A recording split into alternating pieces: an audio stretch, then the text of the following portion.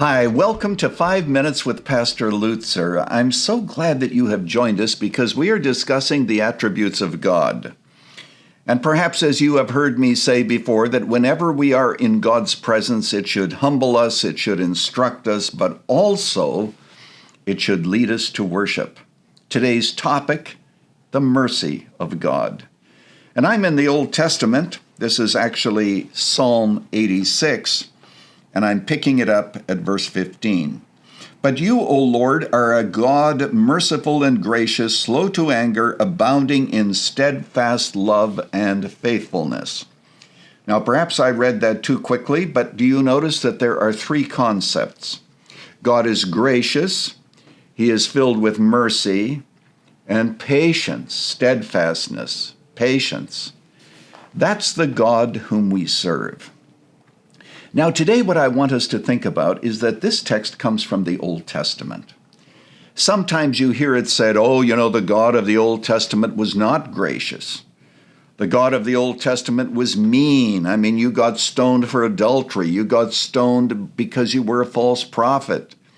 There are all kinds of very strong penalties, and liberal theologians have said that the God of the Old Testament is a different God than the God of the New Testament because Jesus came and shared love.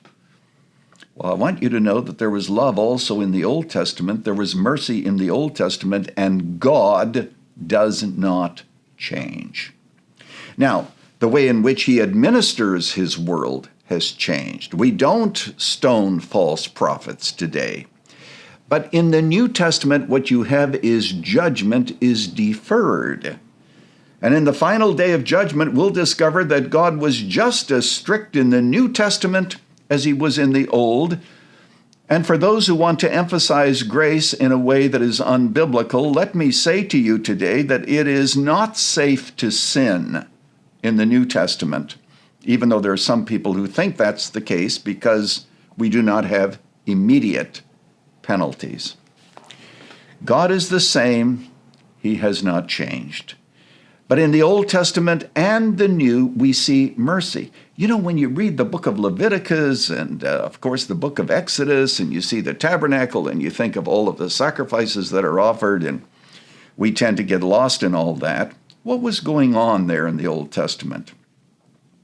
God said, what I am doing is, I am setting up a system by which I can show grace and mercy and love and connection to people without being contaminated. And so you have all that ritual which prefigures the work of Jesus Christ on the cross. Old Testament, God is a God of judgment. New Testament, God is a God of judgment. Just read the book of Revelation. Old Testament, God is a God of mercy. New Testament, God is a God of mercy. Mercy in the midst even of judgment. When I read the book of Lamentations, and by the way, you ought to read that book once in a while because it's a difficult book to read. We're talking about the desolation of Jerusalem. In Lamentations, Jeremiah describes the fact that children are actually starving to death. The Babylonian armies took Jewish babies and threw them against a wall. Terrible, terrible. Just nothing but desolation. But in the midst of this, suddenly you have this. I'm in chapter 3. But this I call to mind after all of these descriptions of evil and judgment, and therefore I have hope. The steadfast love of the Lord never ceases. His mercies never come to an end. They are new every morning.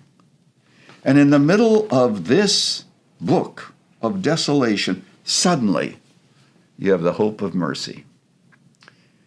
Today you may be in a situation that looks something like the city of Jerusalem after it was destroyed. Desolation.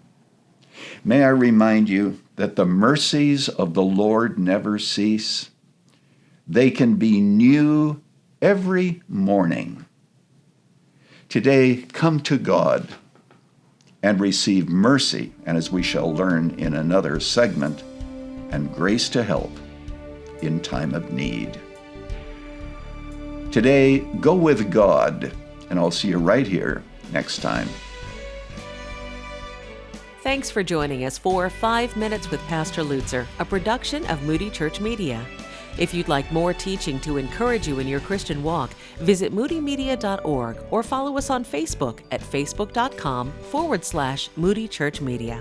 Join us next week as we continue to study the attributes of God together.